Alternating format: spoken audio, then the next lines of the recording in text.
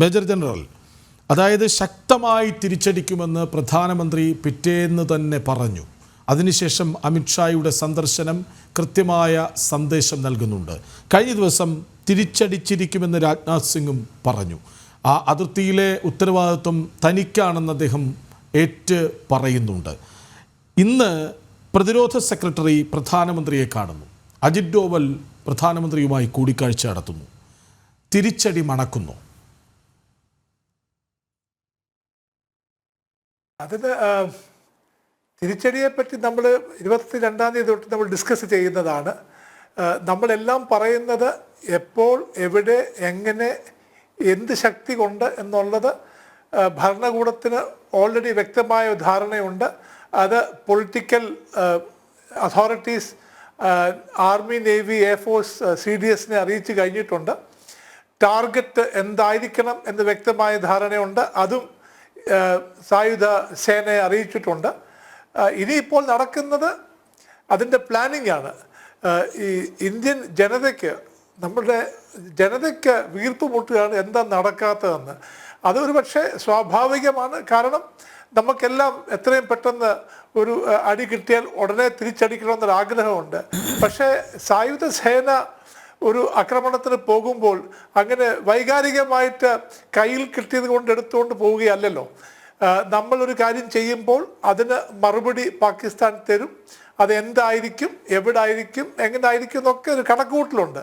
ഇതെല്ലാം കണക്ക് കൂട്ടി പാകിസ്ഥാൻ്റെ അവിടുന്ന് ഉണ്ടാകാവുന്ന പ്രത്യാഘാതങ്ങൾ നോക്കി അതിനെയൊക്കെ തടുക്കുവാനും നമ്മളുടെ സേനയെ വേണ്ടിടത്ത് സജ്ജമാക്കുവാനും ഒക്കെയാണ് ഇപ്പോൾ ഈ സമയം അവർ ഉപയോഗിക്കുന്നത്. ഇതിൽ ഏറ്റവും പ്രധാനപ്പെട്ട ഒരു കാര്യം സർപ്രൈസാണ്. അതായത് മിലിറ്ററി ആക്ഷൻ്റെ ആത്മാവ് സർപ്രൈസാണ്. അത് എത്ര ഫോഴ്സിലാണെന്നും എപ്പോഴാണെന്നും എവിടെയാണെന്നുമുള്ള ഈ 3 ഘടകങ്ങൾ കൂടിയാണ് സർപ്രൈസ് വരുന്നത്.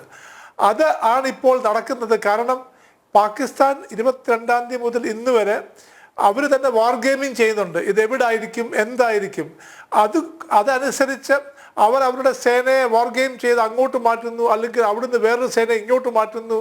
അതിനെ ഞങ്ങൾ പറയും ഡിപ്ലോയ് ആൻഡ് റീഡിപ്ലോയ്. അത് തന്നെ വലിയൊരു പണിഷ്മെൻ്റാണ് പാകിസ്ഥാൻ ഇപ്പോൾ കിട്ടിയിരിക്കുന്നത്. ഇത് പാകിസ്ഥാൻ ജനത കാണുന്നുമുണ്ട്. അവരുടെ തന്നെ ആർമിയും നേവിയും എയർഫോഴ്സും ഒക്കെ അവരുടെ ഓരോരോ ബറ്റാലിയൻസോ അല്ലെങ്കിൽ റെജിമെൻറ്റ്സോ മൂവ് ചെയ്യുന്നത് കാണുന്നുണ്ട്. അതും പാകിസ്ഥാൻ്റെ ആർമിക്ക് വലിയൊരു അടിയാണ്. നമ്മൾ അടിച്ചില്ലേലും ഞാനൊരു ഉപമ തരട്ടെ. നമ്മളുടെ ചെസ്സ് കളിക്കുമ്പോൾ കിങ്ങിനെ നമ്മൾ ചെക്ക്മേറ്റ് ചെയ്യാൻ നമ്മൾ നടത്തുന്ന ചില തന്ത്ര മൂവ്മെൻറ്റ്സ് ഉണ്ട്. അതാണിപ്പോൾ നടക്കുന്നത്. കാരണം പ്രധാനമന്ത്രി പറഞ്ഞിരുന്നത് ടെററിസ്റ്റിനെ മാത്രമല്ല, അവർക്ക് ഈ ഓർഡർ കൊടുത്ത ആൾക്കാരെയും ഇത് നടക്കുവാൻ സഹായിച്ച ആൾക്കാരെയും ഇത് കാരണഭൂതന്മാരെയും തെരഞ്ഞു പിടിച്ച് ശിക്ഷിക്കുന്നതാണ്. അപ്പോൾ അതിന് സമയമെടുക്കും. ഇത് എങ്ങനത്തെ ഇൻഡിവിജ്വൽ കൊവേർട്ട് ആക്ഷൻ ആയിരിക്കാം, കൊവേർട്ട് ആക്ഷൻ ആകാം, ഒവേർട്ട് ആക്ഷൻ ആകാം, കോമ്പിനേഷൻ ആയിരിക്കാം. ഇതൊക്കെ നമുക്ക് ഇപ്പോൾ ഊഹിക്കാവുന്നത് മാത്രമേ ഉള്ളൂ.